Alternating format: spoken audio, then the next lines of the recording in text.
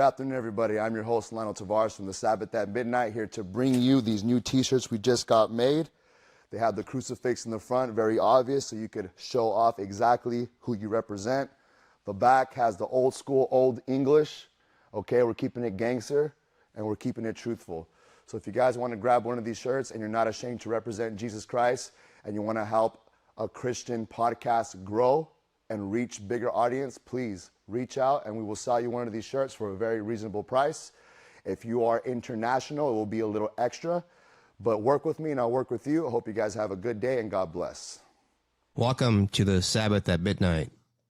I'm your host, Dominic, along with Lionel, and tonight we have Philip on, and he has a very interesting story that changed his life from an early age. It's very interesting, to say the least. And for those of you out there that don't believe that there's other types of realities, I think this show will nail it home for you. Philip, welcome to the Sabbath at Midnight. How you doing, man? Yes, thank you. I'm doing great. I hope you guys are doing great too. It's good to talk to you guys finally. Thank you. Thank you. And we had a previous discussion, and but just to get right into it, first of all, I'd like to tell the listeners, you can follow us on Instagram, Facebook, and TikTok. And if you want to subscribe to our members only podcast, that's on Buzzsprout, and that's $7 a month, which is about 23 cents a day, and probably less than a latte at Starbucks. Anyways, let's get right into it. Philip, let's start off with your earliest recollection on these strange experiences that you had. Well, I've kind of already told this beginning story before, but it was, and I didn't use, when I told the story before, I tried not to use that word, the V word, because it just seems so outlandish. It's something that people don't acknowledge. And I still am kind of not sure whether or not that's what I was dealing with. So, but it starts rural Illinois. I was 4 years old, so this would have been 1986. I had an encounter, and it I believe changed my life and kind of set the pace for what would be a common theme, one that I later tried to suppress, but I think this kind of left a mark on me. And how it plays out. So we lived in a mobile home, a double wide mobile home. It was in Centralia, Illinois. And it was such that I used to play a game with my mom where I would climb up on the sink, and she always hated it when I did that. Or she didn't hate it, but it became kind of a game where she would tell me to get down, and then I would laugh, and I would run from the kitchen to the dining room to the living room and back to the kitchen. And we would it was a game. So anyway, I'm up there one night. It's getting close to bedtime, and I'm just kind of like waiting for her to come in the room to tell me it's a good time. And I'm looking out the back window like I always did. And it's approximately, I don't know, 150 yards, 170 yards, something like that, from the back of our trailer to the tree line. And I see a figure. It's a person standing there. And what stands out about it is that there are eyes that are red. And again, I'm 4 years old, so I have no understanding of things like that at that point. I had no mystical experiences that I remember up to that point. Maybe I did. Again, 4-year-olds aren't really, you don't really have that experience. So, in any case, I think that's pretty weird. So I remember looking to my left to call for my mom because I wanted to call her attention to this, whatever this was, whoever this was.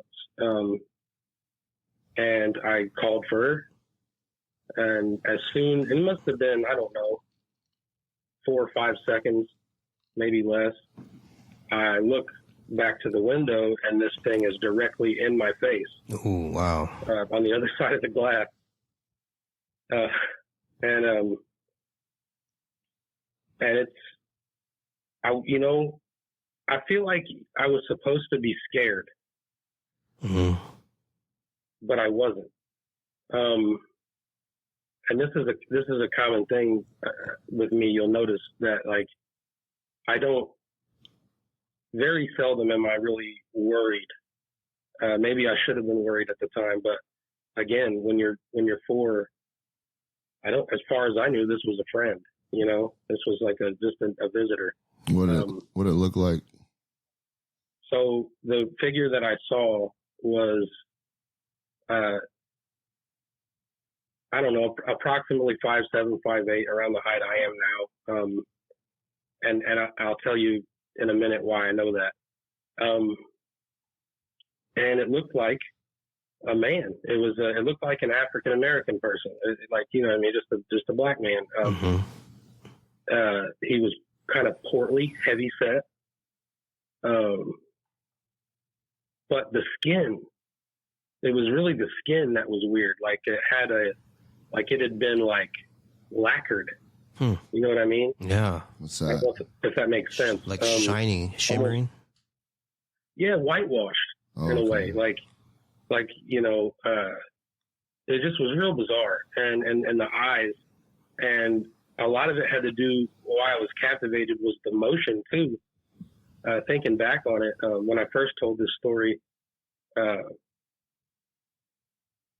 I kind of didn't understand the importance of the motion, and now it reminds me of like a snake. You ever see a snake charmer, like, doing the back and forth motion? Yeah. It was kind of like that in a way. But it didn't hit me until later, but until I grew up and kind of understood more what was going on. But I'm not even sure how this thing moved from where it was standing to where it was that quickly. So at the time, I'm not thinking that though. I'm just thinking, this is, a friend. And it was really weird because again, I wasn't scared, but I felt like this compelled to, unlock the window. So I begin to, I remember reaching for the latch and beginning to turn it. And then I remember what kind of broke me from that was my mom's voice from the left of me and behind me coming up the hallway.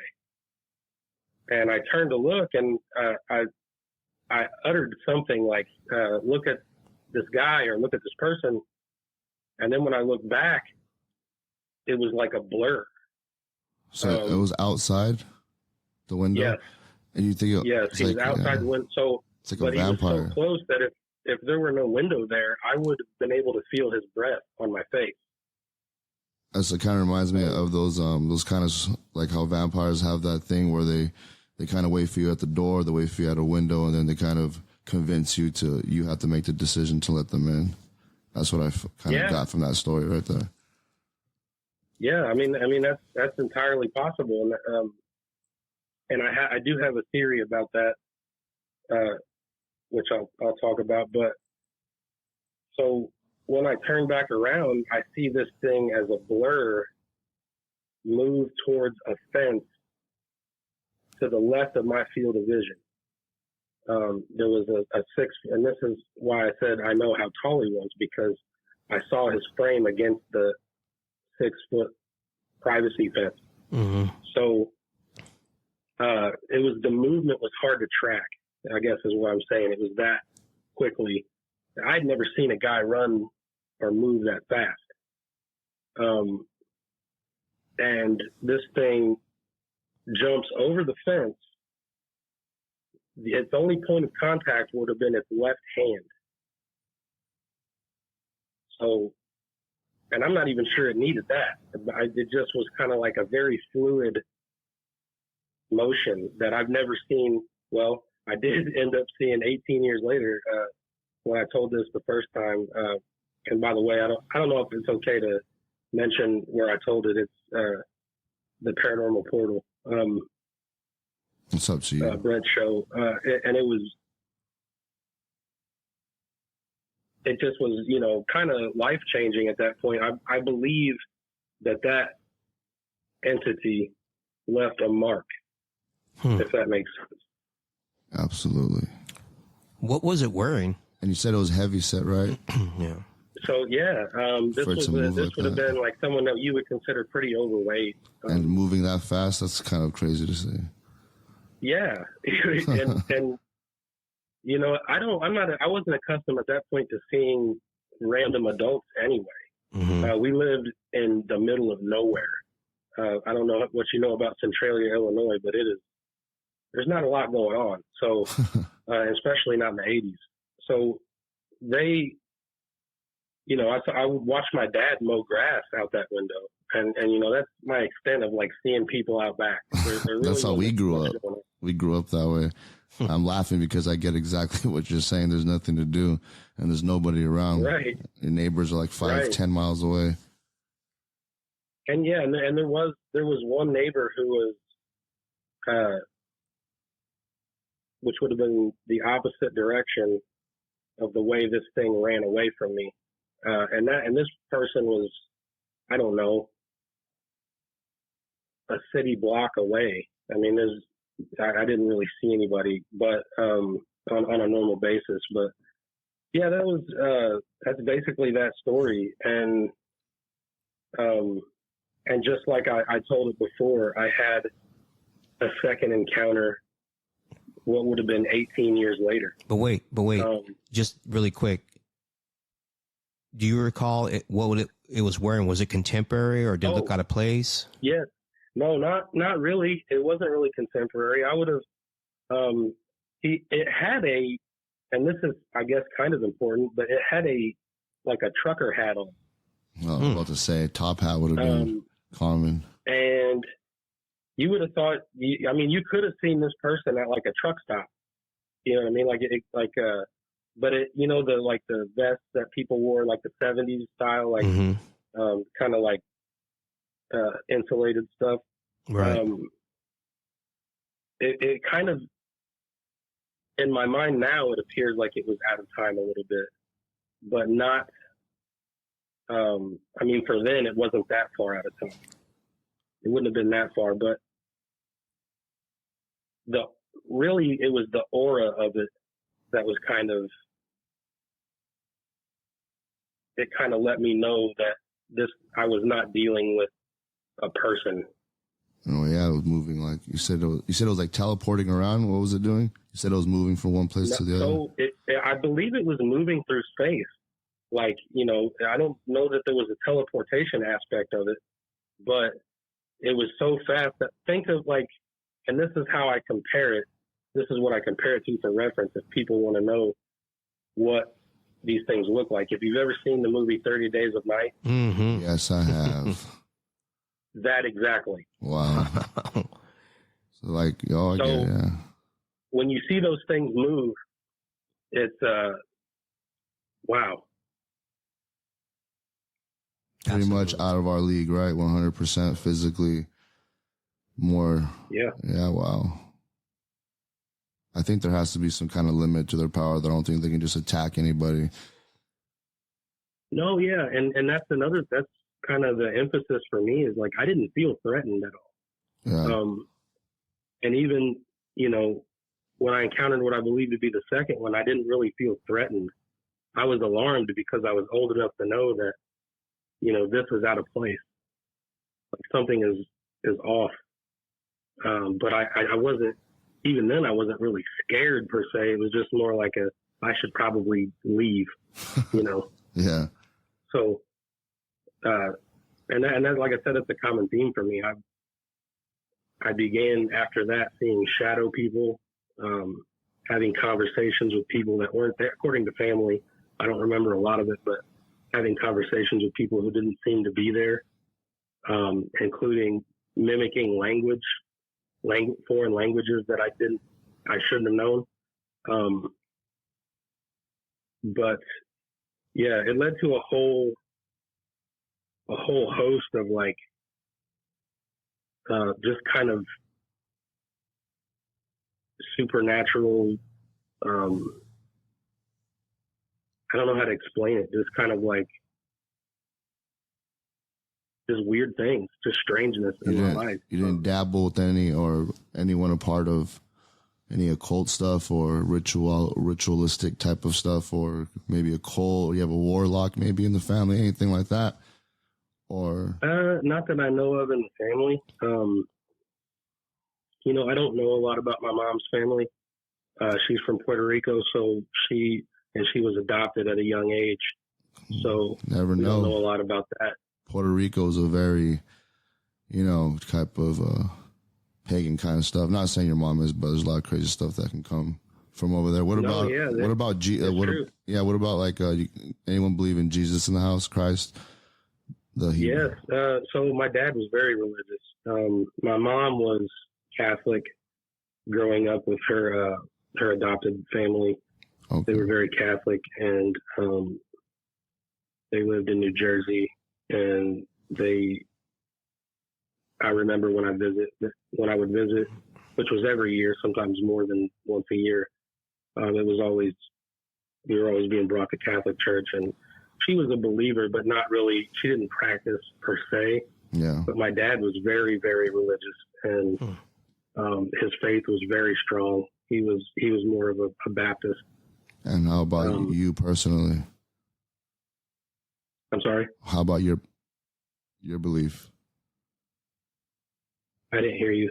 How about your belief? He said. Oh, my belief? Yeah. It's okay. It's okay. Yeah, no, I'm just asking questions. Yeah. I'm just curious because, this is like I study and I talk to a lot of people. Even like we even had a psychologist on the show too, and Dr. Gallagher. And there's a lot of stuff that goes along with this war, this spiritual war, and and some of these people don't even believe in God before all this kind of stuff. And I'm just asking questions to connect the dots with other people. Yeah, for sure. Like I have a belief now. It's not what you would consider a Christian perspective. Not like I'm all about. I'm for Team Christ. You know what I mean? I'm not a big organized religion guy.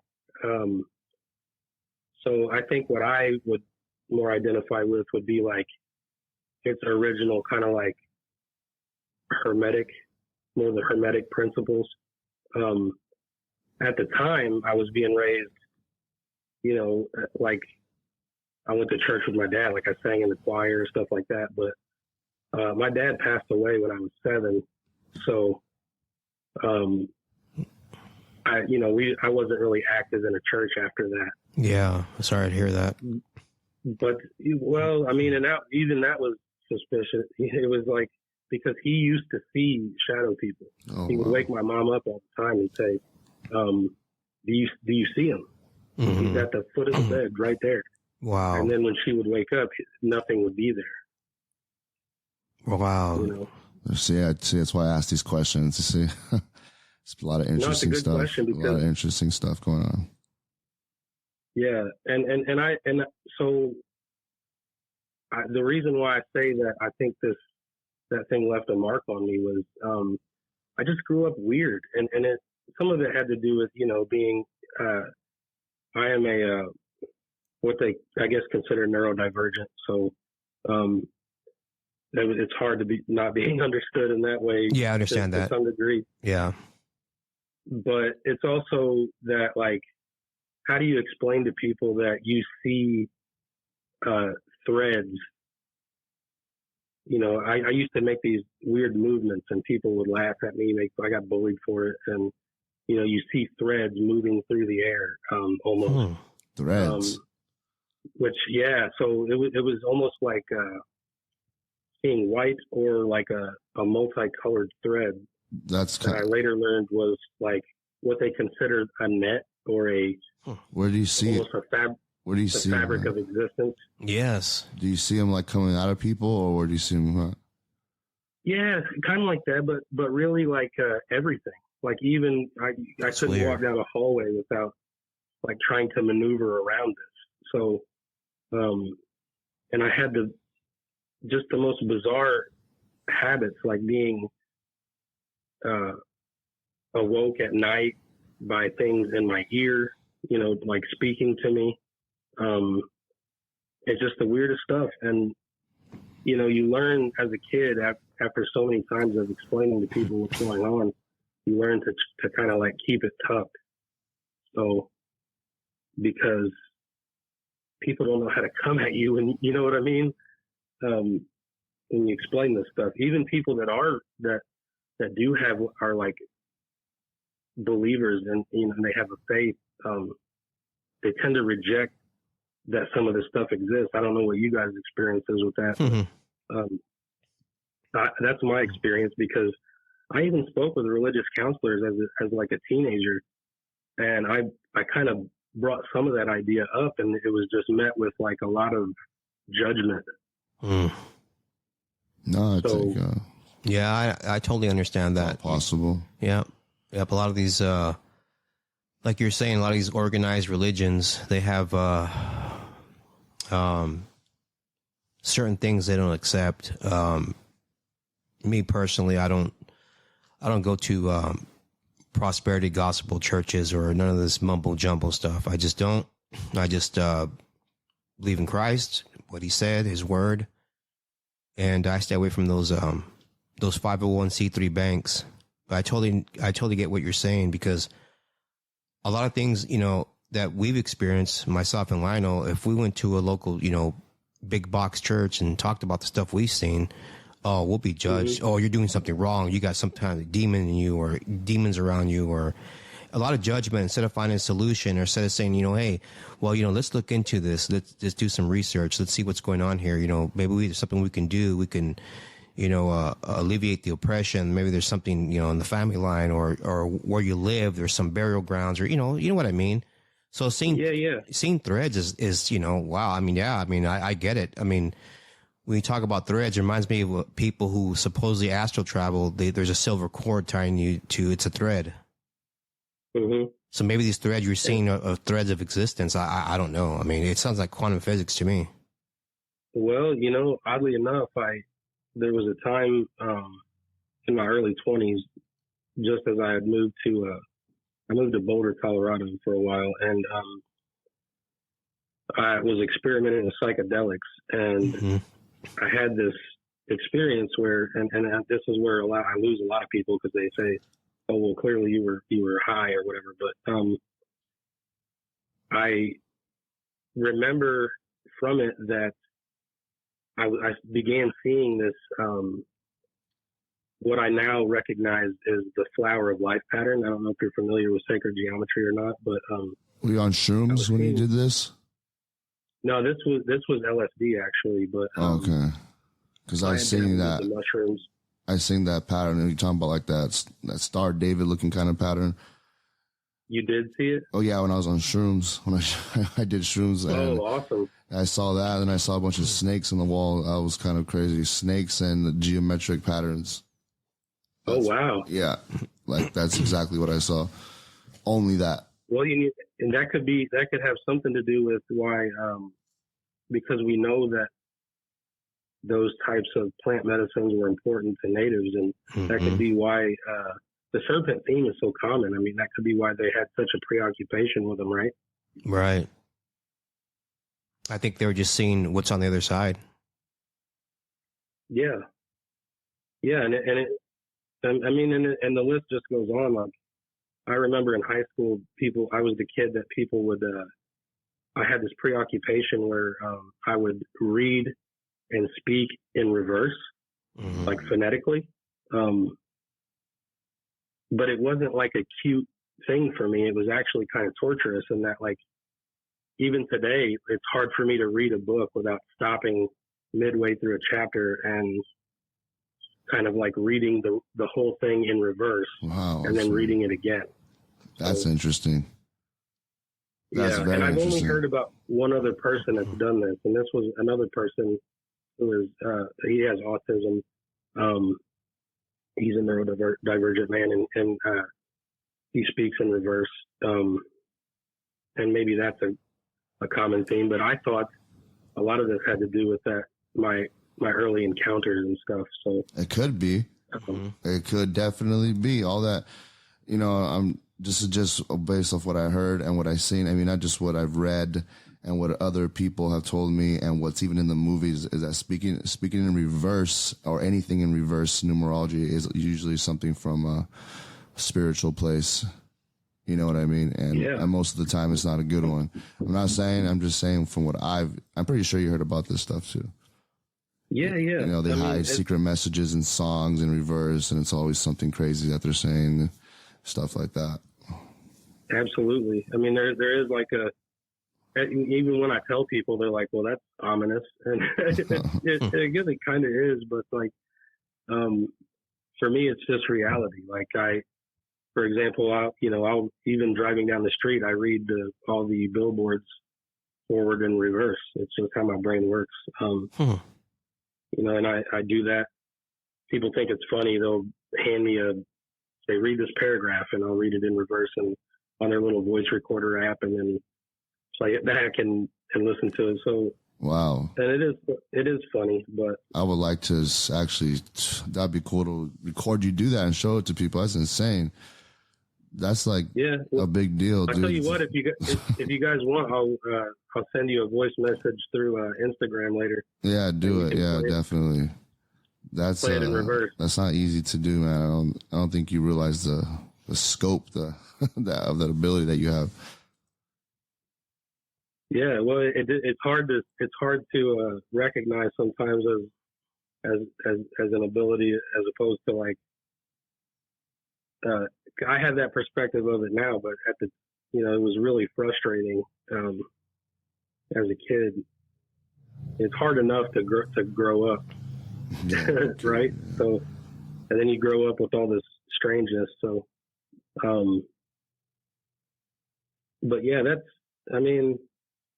that's basically that. And the second encounter, I've told it before, it's not real interesting. It was very quick as far as using the V word. And when I approached Brent from Paranormal Portal, I didn't even use that word because I didn't want to lead anyone anywhere. You know what I mean? Right. I told the story because I had an idea, but I just told it how I knew it. And that was the conclusion that he also came to, and it confirmed it. And I was like, okay, I'm not crazy. Which for a long time I thought I was. So, crazy. But that, life happens. I, kind of started to bury the pain from the past. Even knowing that the spirit existed, even having had those experiences that I had, I began burying that in dissociation, if that makes sense. Like, I began to live like, 90% of people anymore, more concerned with consumption. So I rejected the spirit. I rejected anything metaphysical. And I basically was a hardcore materialist, agnostic or atheist, for a long time until I had this spiritual awakening last year. But that may be a story you're interested in too. That came from a episode of sleep paralysis. That kind of like got me looking for content like this, because like I say, I didn't even know people were interested in like sharing this stuff until then. I had no idea that there were whole like podcasts, and to me that was just, at a certain point, that was just life, and I didn't know that a lot of other people were going through this. So, and I can tell that story if you want. Yeah, absolutely. Go for it. So, and I was onto this, whatever this entity was, I was onto it in a dream because that's where it began. And in the dream, I go to pick up my kids from this daycare, but I've never seen this daycare before. My two of my kids are pretty young, my sons. So at the time they were in daycare, and it didn't look like their daycare. I walked in, and there was windows on every wall. It was beautiful scenery, but it was like storming outside. And I go in, and there's this blonde woman sitting at a desk, and it's very dark in there, but there's like a desk lamp where she's sitting. And I'm like, you know, hey, this doesn't look like there's anybody here. Where's my children? And she just stands up and is speaking to me real kindly, but like basically coming on to me. And I'm like, listen, I'm not really here for that. I just need to get my kids and go. And then she starts trying to force herself on me. So, you know, as a guy who's, you know, I've never been, you know, that lucky. So I'm like, wait a minute, something's immediately wrong. a flag is thrown. Yeah. I'm like, she was severely overestimating my, you know, your ability to say no. Right. And so I called it out, basically. I was like, what are you? And that's when I woke up.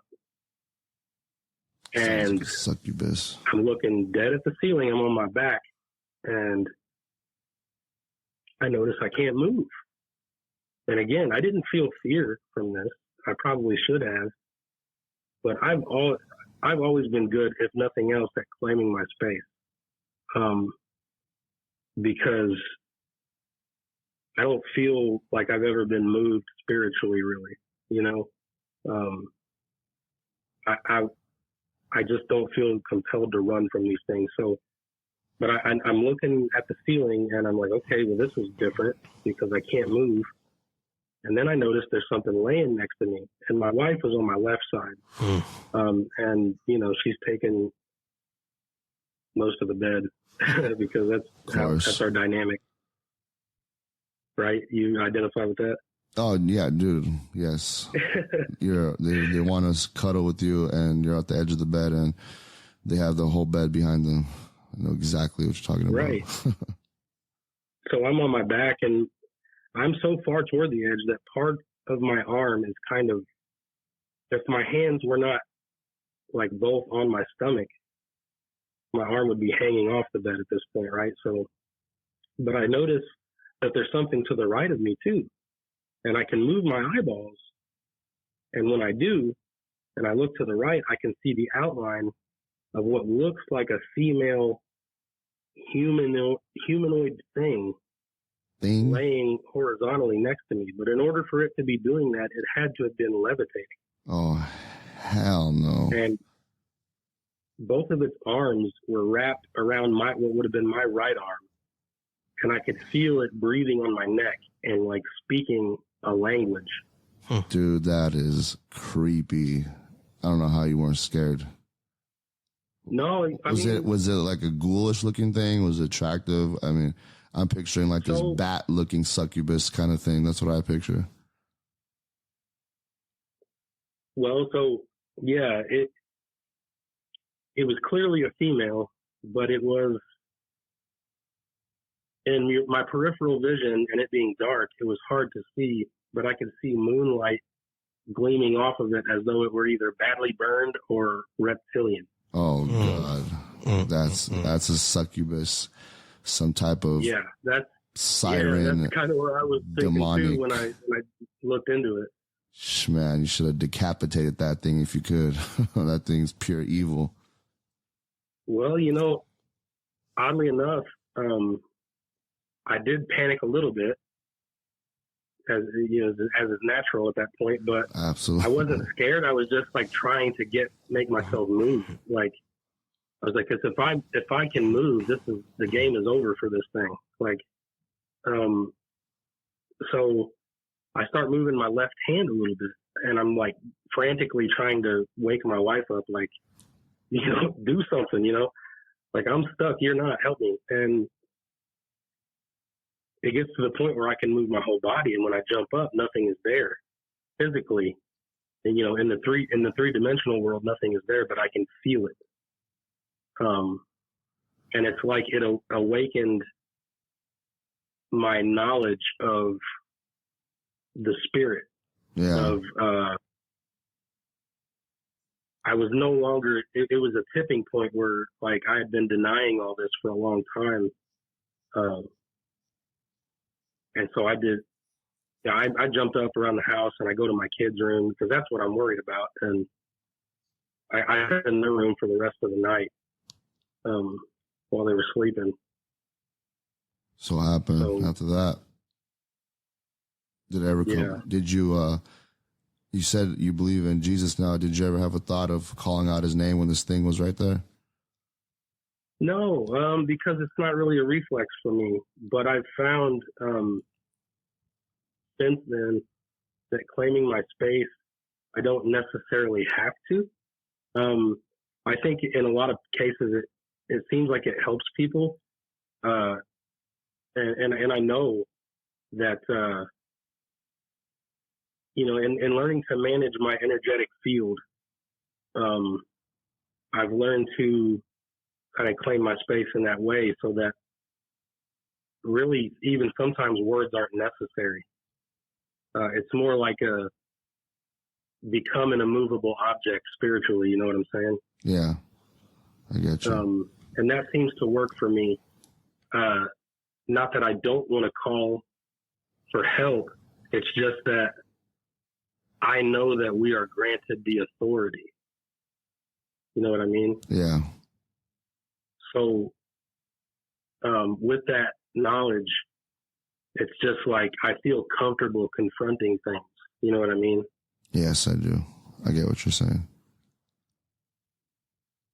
And with all that, so after that happened with the succubus and all that, did you have any other more experiences with that kind of, because that's kind of like, it's obviously connected to me, the dream of the blonde lady coming on, the dream of the blonde coming on to you, and then the reptilian chick in your room, that's connected to, in my opinion, that's all connected. Do you have anything else that connected it to that? Because that's kind of like, there's things like trying to get you to sleep with it. You know what I mean? It's usually what those kind of creatures do when you read the lore on them and people's experiences. And they have like they call it a moon child when one of these things gets pregnant, or sometimes it's an incubus, which would be the male demon and have sex with the woman, and on and on. But either way, the whole goal of it is to have a moon child. So. Wow. It's pretty. It sounds like some crazy stuff, but that's exactly what what the history and the lore is on all that. So that was the only 2 encounters you had with that. Yeah. So I kind of, but like, I actually caught it for a while, trying to like violate again, but never. It would be to the point where like I would be. In like, a twilight stage where I'm about to pass out. And it would kind of like try to weasel its way in, and I would be like, it was kind of like a gotcha moment. You know what I mean? Yeah. Like, you're not getting me. Like, so it was trying to like seduce you still. That was his goal all the time? in a way, yeah. And it only happened a handful of times. But the shadow person fighting did ramp up. Oh, okay. And it was everywhere. At work, everywhere. So, and that led me to reading. I didn't know about the moon child thing. That's actually pretty frightening, but no, yeah, that's what it is. Yeah. I did look into the succubus a little bit because of that, and that's where I started finding like that there were shows like what you guys do, and I'm fortunate for what you guys do because I started realizing that other people were having a lot of these experiences, and some of them were very similar to mine. Most of them were not, and that like people sensed some sort of like evil or they felt fear, and I almost never did. It was always more of like like I trusted myself in the scenario, and I don't know where that comes from, but it did get me looking into things like religion and hermetic wisdom and stuff like that, and I became just a different person. And I know that sounds weird and it sounds kind of corny, but it really isn't. Like I sit here now. Last November I was 100 pounds heavier. it was a change that like sparked, and it wasn't all good. You know, the spiritual awakening, people are like, you know, well, that's going to be great. No, it wasn't. There was really nothing good about it in some aspects. Did you lose that weight from stress, or did you start working out? That's a lot of weight. It was a lot of things. It was working out. I believe it's related to alchemy in a way, in that, you know, I started to transmute my energy from dissociating all the time and focusing on nonsense to focusing on making my mind stronger, making my body stronger, discipline, just concepts that were foreign to me, really. So I started working out every day and, you know, eating at a caloric deficit every single day. I did that for 268 days. I was at a caloric deficit. So, yeah, and that's the physical aspect of it. But this was, the awakening was very rough, and it's beautiful. I always refer to it as the best, worst thing that's ever happened to me when I tell people about it, because I literally had to change who I was. So to some degree, there's a mourning period there, you know, and it was overwhelmingly positive. But, you know, people in your life, they don't understand that. I don't know if you guys can identify with that, but like when you go through changes like that, people think you're crazy. Yeah. So I can definitely, being a Christian, wild, right? being when I tell people I'm a Christian, right away they judge you on everything that you say, as if somewhere in the Bible it says you have to be this perfect person like Jesus. There's all kinds of things that people do once you tell them whatever your faith is or whatever kind of awakening you went through. You can't make one mistake because then you're called a hypocrite. A hypocrite. Yeah. Yeah. So yeah, and that's like, you know, they don't realize their judgment is a statement about themselves. Yeah, pretty much. Yeah, this is how it goes, man. People will find a reason. People will find a reason to group up and hate you for anything. I mean, you could cure cancer, and somewhere around the world there'll be a group of people saying that you did it in the wrong way. You know what I mean? There's always a group of people like that, and it's never going to change. Yeah, that's true. But I mean, in a way, I don't blame people, because when I began speaking about being called to investigate these mounds, it was a thing where like people are like, "What do you mean you were called?" And it's so hard to describe. It's like, you know, it hit me like lightning. Something literally hit me like lightning, where I started to think that I became obsessed with, like, you know, these people's religion. You know, I started looking into the Mississippians, because the Mississippian culture is kind of like prevalent where I live. I'm on the Ohio River right here, you know, in southern Indiana. So I grew up basically running around Angel Mounds. That was those trails and stuff. This is where those people would have lived. So I became obsessed kind of with their religion in a way, and their way of life, and their why did they build this? What's the purpose? And I was really called to, and said, you know, this light needs to be shed here, because the truth is not known right now, and I don't know if that's like an objective truth or what, but again, I don't have the answers on the how. I was just kind of directed to do it, like the what. You know, I don't have the why, and I'm comfortable with that. You know, so I just do my thing and I explore them, and that's my emphasis on it. Like, I do a little bit of research, but my emphasis is always on exploration, because that's who I am at my core. Mm-hmm. And whether that's like exploring my own mentality, through meditation, which I meditate daily, usually an hour and a half to 2 hours, depending on how much time I have.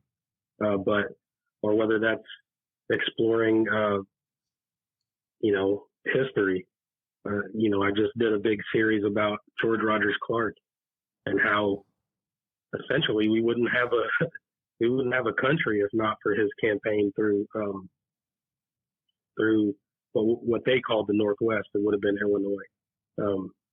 So that's me. I'm an explorer. So, and even in like plant medicine, I still love psychedelic mushrooms. And I will say ceremonially, I don't do anything recreationally anymore. It's not something that I'm interested in. I'm interested in like a growth aspect of everything that I do. Everything that I do is centered around growth at this point. So you no longer take psychedelic drugs or anything? Yeah, so I do. I will ceremonially, like I say. Okay. Sorry, I misheard that. Yeah, it's not something that I do casually. Like, I don't take them with the intention of like, oh man, I'm going to see some really weird stuff. First of all, I don't even need that to see really weird stuff. No, absolutely not. But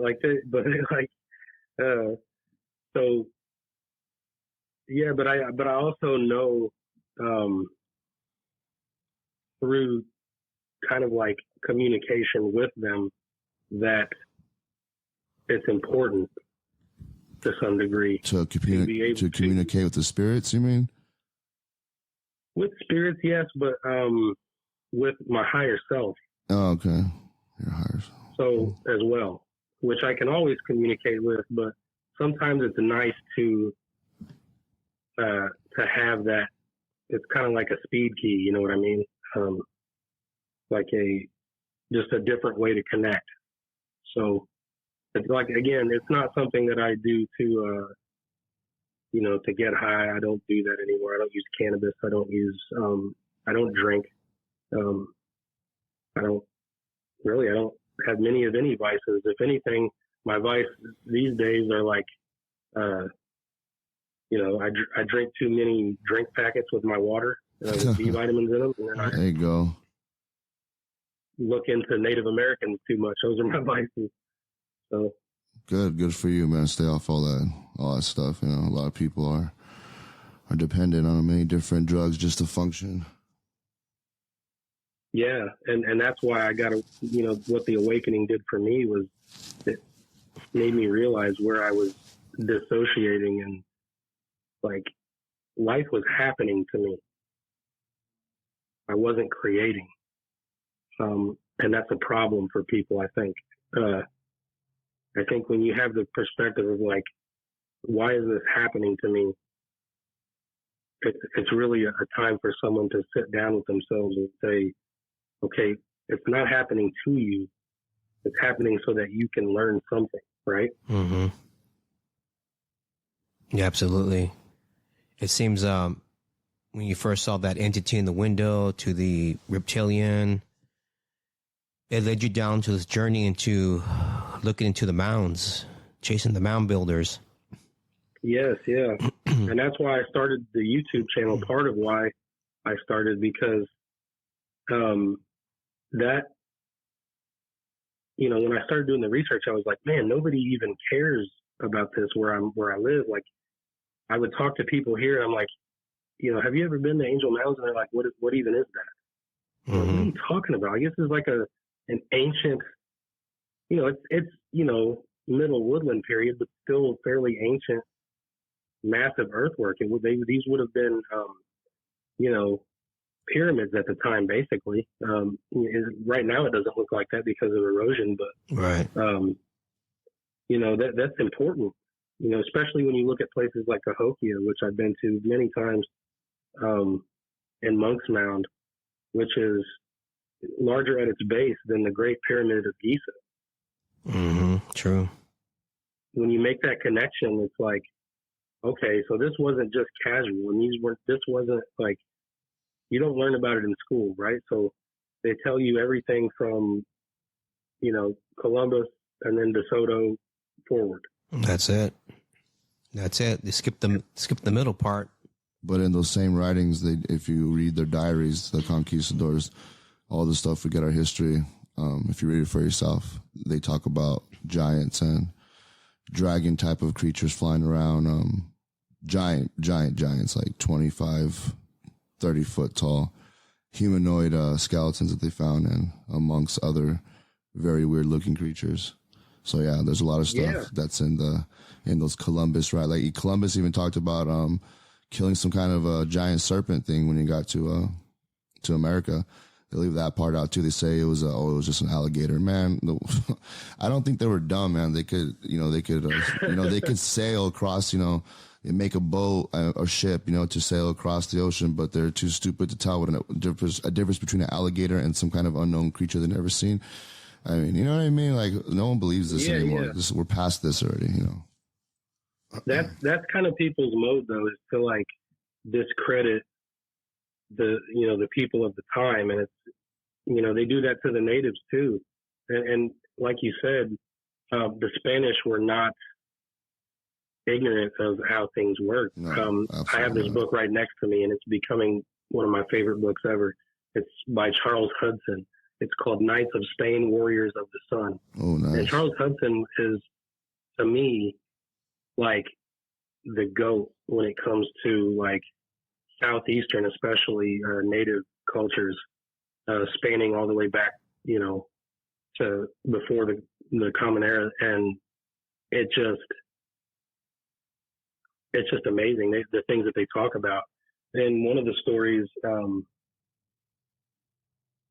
they had, let me see, so his name, they called him Francisco. That wasn't his real name. That was his Spanish name given. They took him and a few people from a place that would have been modern day South Carolina from this Spanish. This is the story written in Spanish from like Peter Martyr, and it was called the Orbe Novo, the New World. And that was the first account of the New World ever published. So in that publication, it talks about how Francisco was telling these people, and they considered Francisco a giant, mind you. How tall did it say? When they took him and his people from that spot to Hispaniola or Cuba, they were marveling at them. They were like, these people are huge. Wow. But yeah, so does it say how big it was? Did he say how big it was? How big he was? Like 9 feet, 8 feet, 10 feet? It doesn't say in this book. I haven't read the primary source for it. I plan to eventually. But it says that the people of Hispaniola considered them to be giants. Wow. And I will say, Charles Hudson, rest in peace. He's not with us anymore, but he doesn't get into the woo really. Yeah. But he gives the story as they gave it. Yeah, that's important. Yeah, that's all that really matters, is told how it was. I'll give you just real quick. Right? You should check out this book called The Mysteries of Solomon Island. Solomon Islands. It's based on a true account. You got to read it. It's very similar to what you said, but even more intriguing with all kinds of weird stuff going on out there. But yeah, sorry. Anyways. Hold on, let me write that down real quick. You said The Mysteries of Solomon Island? Yeah, The Mysteries of Solomon Island. Solomon Islands, yeah. Islands. Okay. Yeah, I'll look at that. And I think it's important for people to take those stories seriously, don't you? Sorry, it's Solomon Islands Mysteries, Accounts of Giants and UFOs. It's just basically Solomon Island Mysteries, sorry. But yeah, when you look it up, you'll see it. And we'll be in touch anyways. We'll talk about some other stuff. But yeah, man, all that stuff you're talking about is very common around the world. The giants, the conquistadors, all that stuff. When they were in, I don't remember the year it was. Forgive me for that, but when they when the natives down in Central America showed the conquistadors I think it was a skull of one of these giants. He says that the eye sockets were as big as saucers. So Yeah. maybe over the years they were bred down smaller and smaller. That's why here in the Americas they find bones, from 6.5 to 12 foot. And what's interesting is some of them are found with like childlike beings with like platinum hair. Is that Atlantis? Is that a being from Atlantis? I mean, why did they build the mounds? I mean, And they're even bigger. yeah, what do the mounds represent? And I know we discussed this show previously doing it. You mentioned the angel mounds and some peculiar things were going on there when you visited it. Yeah. Yeah. You want to touch on that? That's wild. Sure. Yeah. So yeah, I want to say first that I do believe it was Atlantis. These are Atlanteans or Lemurians, maybe both. Mm-hmm. I believe that. I had a moment where I visited Edgar Casey's grave in Hopkinsville, and I was able to connect with my higher self at that point, and I was assured that I was doing the right thing. So I want to just put that out there that I feel really positive about the fact that Atlantis was a real place, and that all of the Earth was. It had a capital city. Obviously, they talk about a subcontinent that went down, but I think the Earth was technically what they would refer to as Atlantis. But when the cataclysm happened, this technology would have landed where the refugees landed, basically. So you have, for example, negative painted pottery, which I read had begun in Peru, right? Where all those ancient blocks fit perfectly together. I'm sure you've heard of it. All right. Yeah. And then they built pyramids and megalithic structures all through Central America and Mexico. And then it seems like it moved north. Negative painted pottery moved north as well then, because they find it in Oklahoma. They find it traded everywhere. So amongst the natives. So it's clear to me that there was a migration that they don't talk about. Everyone, they talk about the Clovis first model, which we know is kind of diminished. But I think that has a lot to do with it. I will say that. And I think the cryptids that we see, that people see, are remnants of that. We know through accounts, and say what you want to say about Edgar Casey, but this is a man who helped a lot of people. It's on record. It's on record that he said they would find the Apocrypha, when they did. This is a man who did a lot in a time when it was not okay to do it. 1920s, 1930s, rural Kentucky was not the spot to announce that you were a psychic. It got you looked at as weird, and but he's not the only one. I mean, there's many people through history talk about this stuff, and to me, it's just becoming blatantly obvious. But to your question about Angel Mounds, yes, and I don't know what it was. I don't know if I was dealing with some sort of cryptid. People talk about like Sasquatch and their ability to cloak. But I was experiencing when I looked into it, it turns out was like a missing 411 type of phenomenon, where I was hearing this like very loud sound, like someone closing a rusty car door. You know what I mean?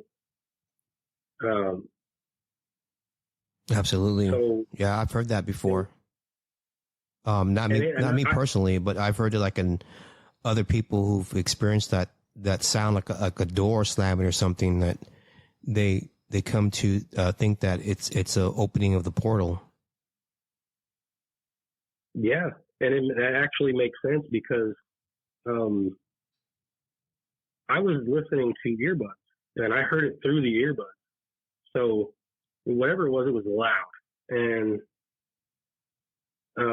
immediately I knew something was there. Like, as I explained before, when things are around, I generally know. And I knew. So I continue walking, and I can see brush moving at one point, but I don't see what's moving it. You know what I mean? But the movement is happening.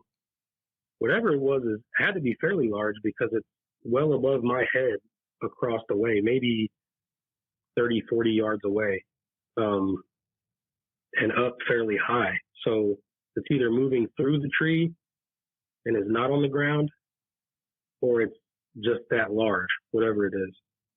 I didn't see a lot of movement. It was just enough to be like, okay, well, that doesn't happen. You know, if it were like 5 or 6 feet off the ground, I could see someone mistaking, like, 'cause there's lots of deer out there. In fact, I was out there today and I saw deer. I ran into a lot of them. You could think like maybe they were like hopping through to kind of, but no, this was, I've seen enough of that to know that, because that would have been the case. So I actually turned around at that point when that happened, and I started walking towards the river, just because I felt kind of compelled to. So, and that was not the way to go, by the way, to get out of there. So I just, I wanted to look into it. So I walked towards the river, and it's fairly muddy, you know what I mean? But I got Crocs on, and I wear Crocs everywhere I go. I love them. It's kind of my thing. But so I'm not worried about it. And I see bare footprints that have come from the water, right? Right. And I'm like, damn, someone's walking around out here with, you know, with bare feet. That's strange.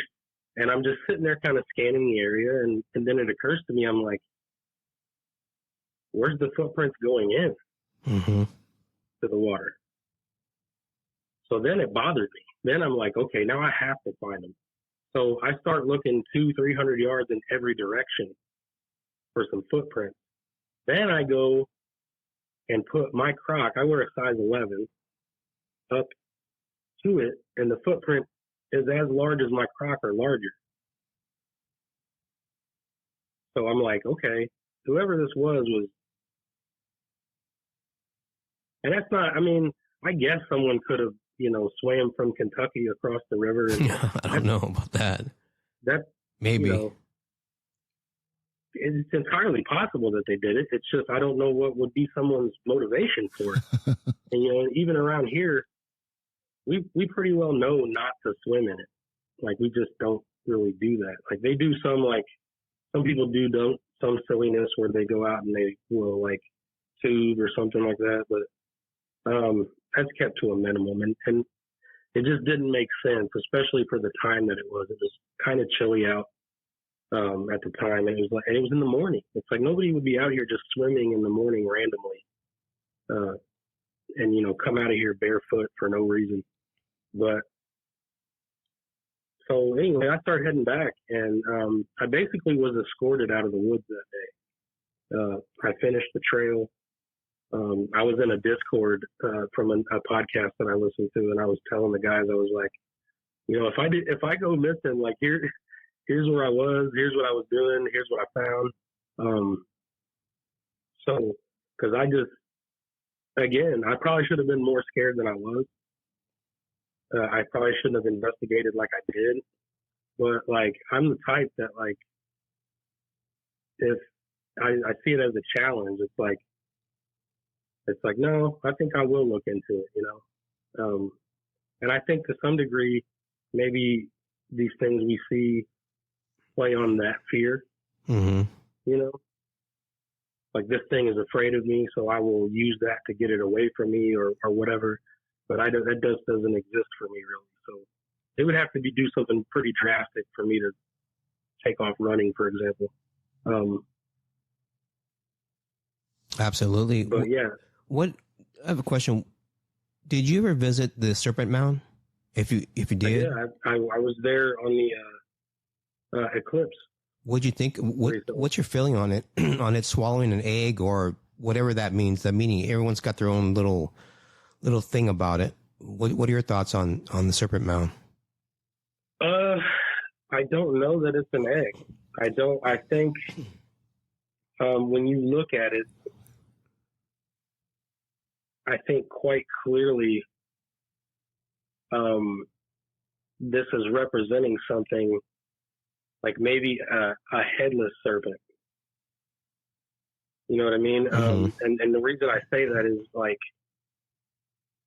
if you look at the legend, there's a plaque there that describes the legend of the chief who asked, you know, the great serpent to escort the warriors back from the water to their realm.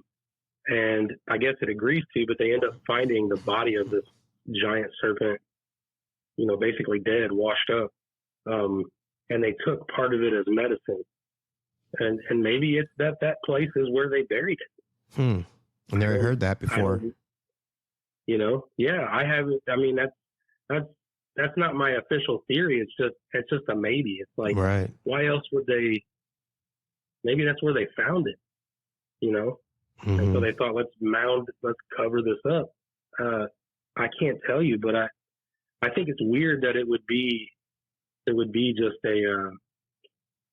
just that random circle there. And I know that it's aligned with, you know, celestial events, and that's fine. I think that's great, but you know, maybe that thing, what is there is potentially a portal. Yeah, possible. Absolutely. I mean, I don't know. I know that when you walk the trail around Serpent Mound, when you go down to like where Brush Creek is, there's you can't deny the energy. Like if you're on that trail and you don't feel why that place is important, I don't know what to tell you, because it's vibrating. Wow. So it's very, very peaceful in a lot of ways, but it's also like you can tell that the history there is thick. Wow. Do you get that strange feeling on the with the other mounds? Yeah, some of them.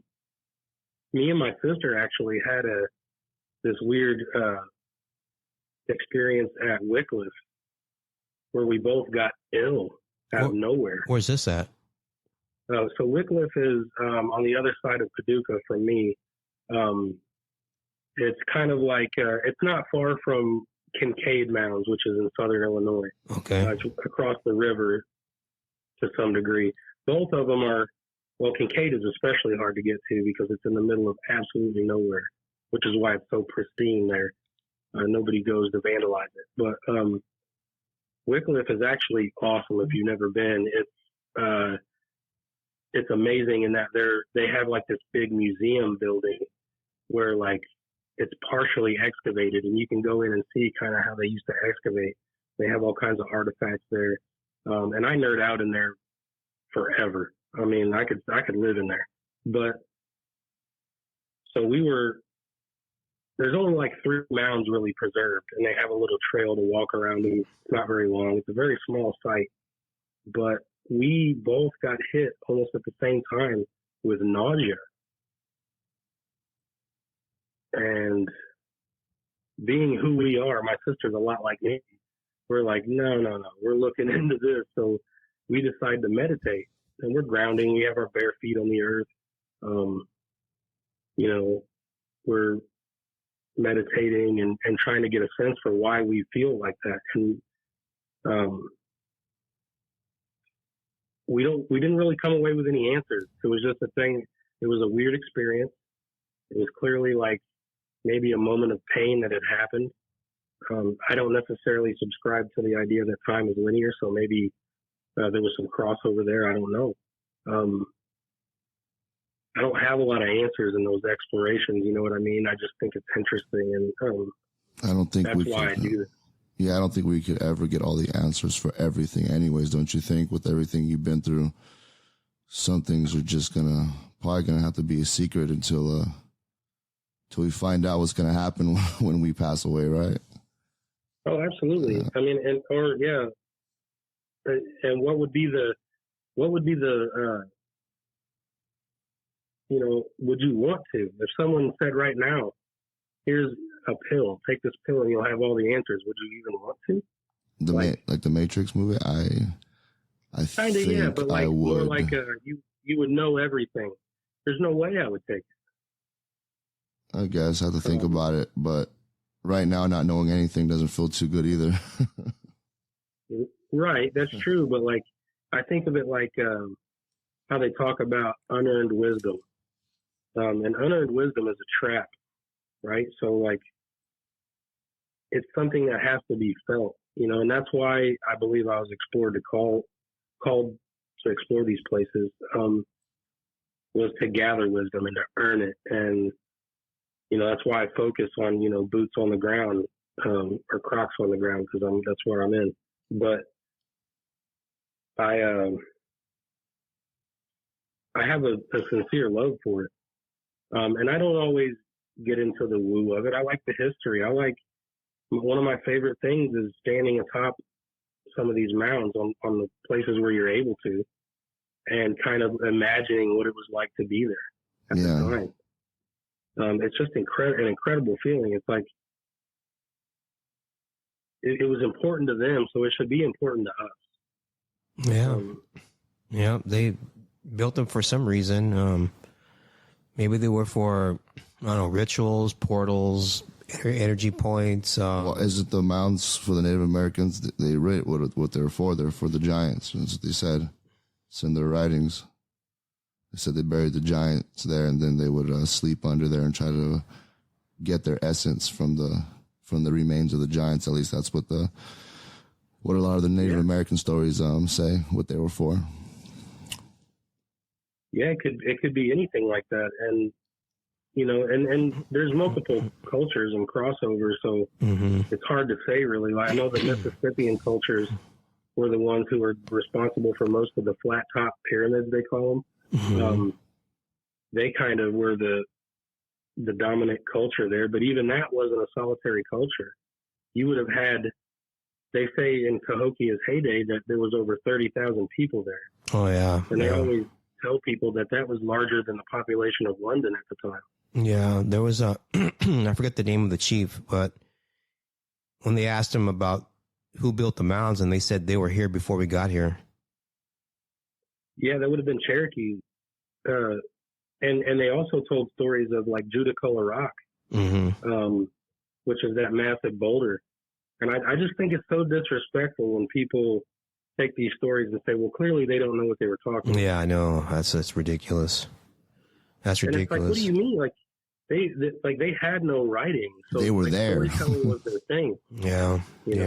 Their history is probably a lot more accurate and ancient than what they teach people, these kids in these public schools these days. There were no fables back then either. There was no, there weren't like storytelling, like making up stories. That wasn't really, it was non-existent. So everything they said was for a reason, not to waste of time or play games or sell cool storybooks, So and there was I agree. There was an ethnographer back in the early days where he discovered bones of strange beings, bigger people. They don't know what to call them back then, and the shape of the chin bone was very eloquent. It was very sharp, very pointed. It wasn't indigenous. I guess it was like more of a European type of feel with it. And he concluded that it was a race of bigger people that were fighting another race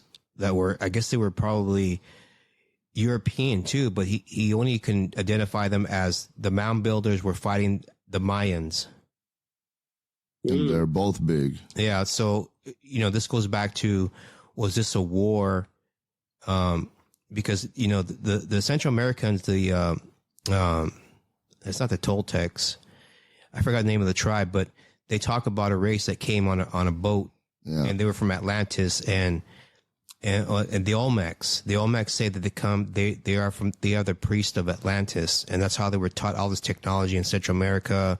They they started worshiping the serpent and the white skinned bearded Viracochas, and then you get into the Anazazis, who were evidently so there's many stories on that, many directions on that, but they were wiped out according to the Apaches, by the Giandupids. These were giants that migrated from South America and just wiped them out. I mean, so yeah, the mound builders, it seems like, I don't know, I feel like it could be, like you were saying, maybe it was from Atlantis. Maybe they didn't have, maybe over time they lost that technology and how to marshmallow these stones together, or they didn't have the stones, or they didn't care about that anymore. I don't know, but it kind of makes sense for me that maybe they lost that technology after the deluge, and that could have been the Younger Dryas event. I mean, we don't know; it's conjecture, but that period of time evidently wiped out Haran Tepe and Gobekli Tepe, that civilization that had megalithics too. So maybe after that, maybe they still had the geometry of the heavens, how they made these mounds, and they were still like aligned, like Serpent mound and all that stuff. Maybe they still had that knowledge, but maybe they forgot how to. I don't know, dude. I mean, I don't know how they move these stones. I think that you're probably on the mark with that, because if you look into some of the lore, I'm reading this book right now called The Empires of Atlantis by Marco Vigato, and it talks about like the early races were more ethereal, like the Hyperborean race they talk about. They're more light-skinned. Well, it was more like a spirit almost. And so everyone you have from Atlantis and Lemuria would have been a descent from spirit into flesh. So I think what we're looking at is, from my perspective, and this is just my imagination running wild maybe, but I think there's plenty of evidence to support it, that as things became more physical, it talks about the cycle of the yugas. And that is a theory that's not my theory, but it's other theories that, as it became more physical, we lost the technology because of that. We no longer have the ability to connect with that level of spirit, or whatever you want to call it, mental energy, whatever. But I think that we very are. And when I went to look at the Newark earthworks, it was clear to me. I mean, you can't look at that without seeing that they were signaling something from the sky. In the middle of the circular earthwork, that's by the museum, there is an eagle effigy in the middle of it, suggesting that something, either there was a large bird that was there, or it was representative of beings that were capable of flight. Was it an Atlantean craft that landed there? If you look at the octagonal earthwork there, it kind of looks like you could land an octagonal craft on those little mounds inside of the octagon that exists at all the openings. I mean, it just kind of like makes sense when you look at it, and then you factor in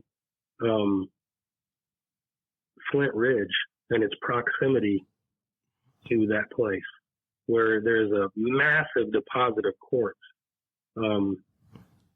I hiked up there by myself and just kind of had a breakthrough where I was seeing it all happen. Like, to me, it was just like it just became obvious that, and then you look into like crystals and what people believe about, silicon-based things like that, and their structure, and their ability to generate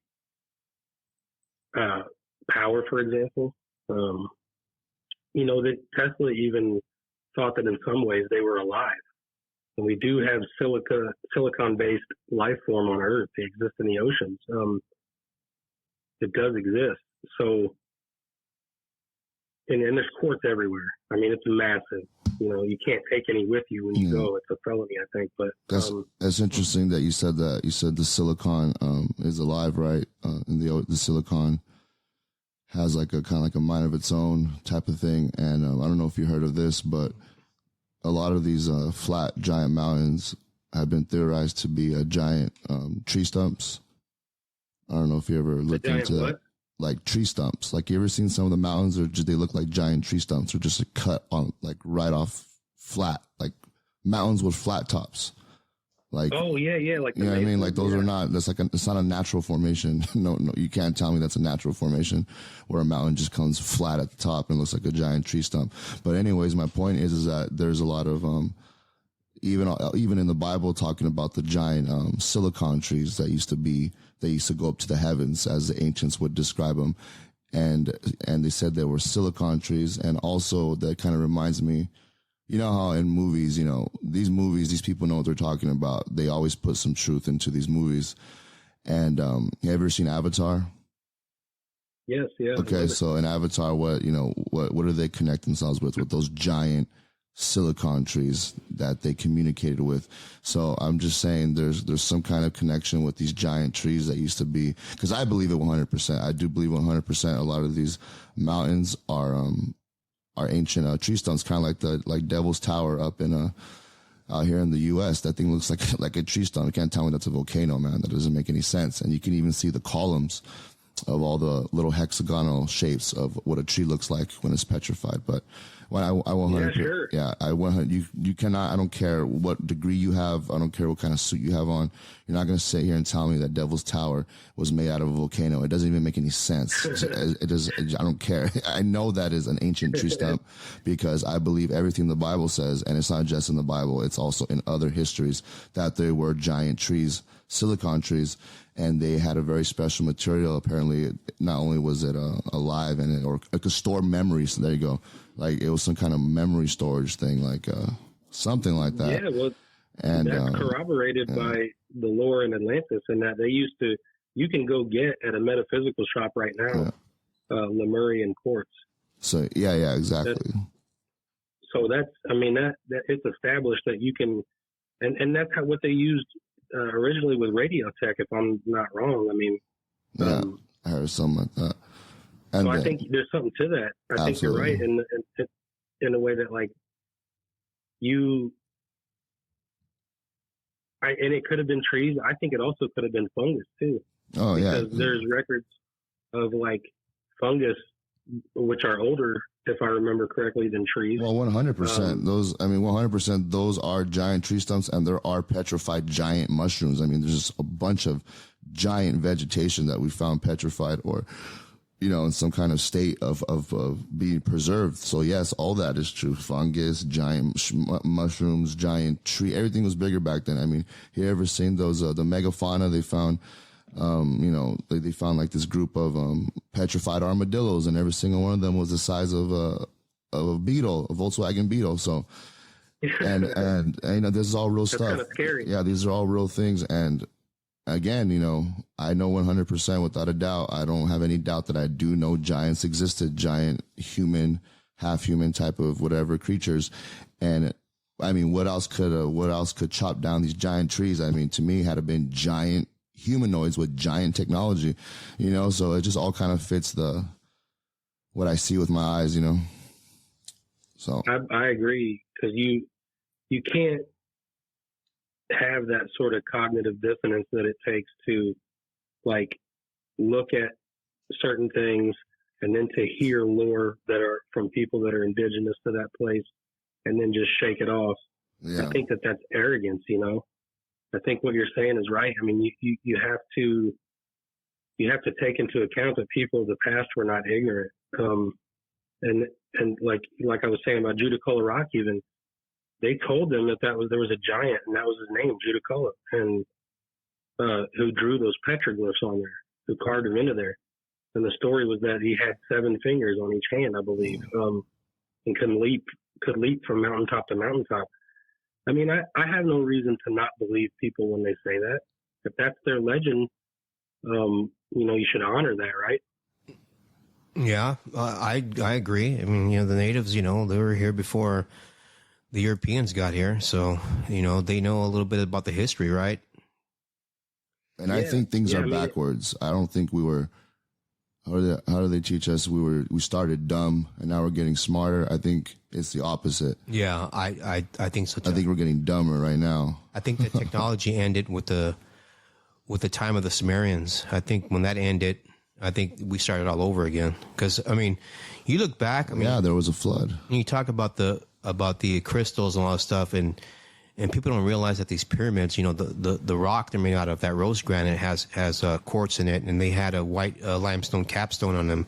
So it was like a power source, man. I mean, maybe these mounds, yeah, absolutely. Maybe these mounds have and in the soil they have a lot of crystalline, a lot of quartz.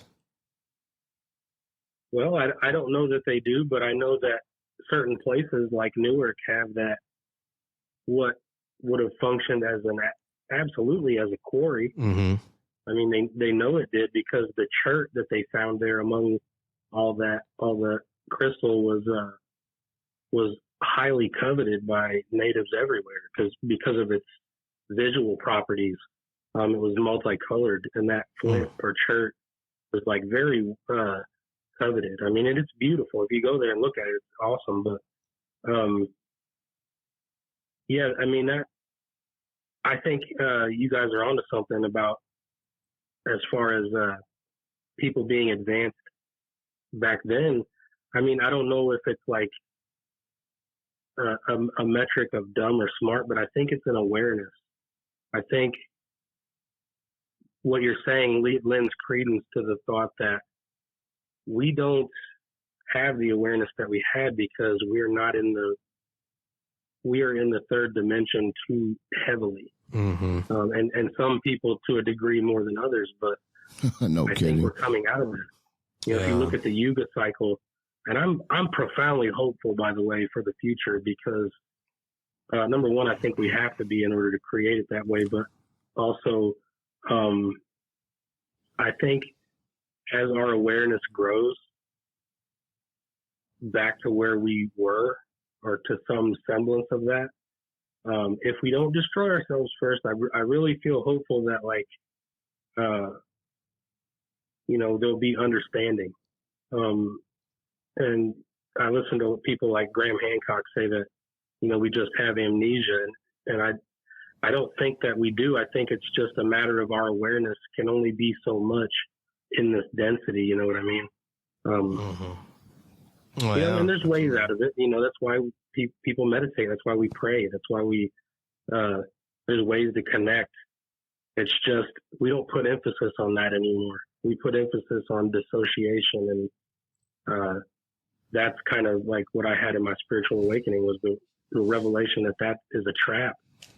I have no doubt that, elites have designed it that way. There's nothing they can do to stop that, though. That's the hopeful message that I try to give people, is that, like, you are in total control. You know what I mean? To live whatever destiny is plotted for you. And that, they can try, they could even, kill me right now, God forbid, but, I will still ascend. Your spirit, you can't kill the spirit. You can't. It's just a thing where, like, no, you can't. We're not going to. The story does not end well for people that are doing things that are unjust. Absolutely. It just doesn't. Yeah, I do believe if you're not judged here, you will be judged after this. Sure. There's no escape. And they're being judged for it now, really. Yeah, that too. You think about it, because they resonate at a level that it's just fear. I can't imagine the immense fear that, like, people that are designing this type of society must feel. Yeah, it's a fear motivated society. Oh, absolutely. Yeah. We got to do this, or the world's going to end. The world's going to end every day, man, for some reason. There's always some law, and then there's a law right behind it that wants to get passed. You You know, we're supposed to be underwater like 10 years ago, according to climate change. And, you know, then you got the viruses coming out, and then you have, you got these race wars, and you got wars, and you got actual wars brewing up right now in the Middle East. And, you know, there's so many things going on, and they use it. They use it to scare people into, losing their rights, basically, if you got, in my opinion. Yeah. You know, less money, less freedom, less money, less freedom, more dependency, less money, less freedom, more dependency. Until you're living in a box and you can't even stretch your legs out. That's how it's going to be. Basically. Yeah, social control for sure. Yeah. All right. So, go ahead with the social. No, go ahead. You did. No, I was about to say, I think we beat this up a little bit. The show is usually an hour and a half. So I wanted to say, if you have any closing statements to say, you know, you have a social media, you want us to follow any upcoming projects, go ahead and let them out right now, so you could let all the people know where to find you if you want to get, you know, contacted or stuff like that. Yeah, for sure. Follow me on YouTube, Chasing Mound Builders, and Instagram. I have a Facebook. I'm not as active there, but I try to be. And as far as a message, like where I was going with it a minute ago, I just want to say I hope people remain hopeful in their life. I hope they steer away from dissociation. I hope they embrace the present moment. You know, we oscillate between fear and pain a lot of the time in our life, and we don't have to. If we look at the moment, we're all doing pretty good. So, you know, I just want to leave that message with people and say, you know, if you don't have hope, you know, find it. Yeah, it's there. It's all inside you. So yeah, just I'm into the Mounds. Come chat with me about Mounds. Come chat with me about, I like psychology, sacred geometry, anything involving the spirit. So yeah, there you go. That's about it. That's good. A lot of people like to ask me questions. I'm gonna send them right to you. But thank you again, buddy. I'll just stay on the line for a little bit. We're gonna talk to you after we're done recording. All right.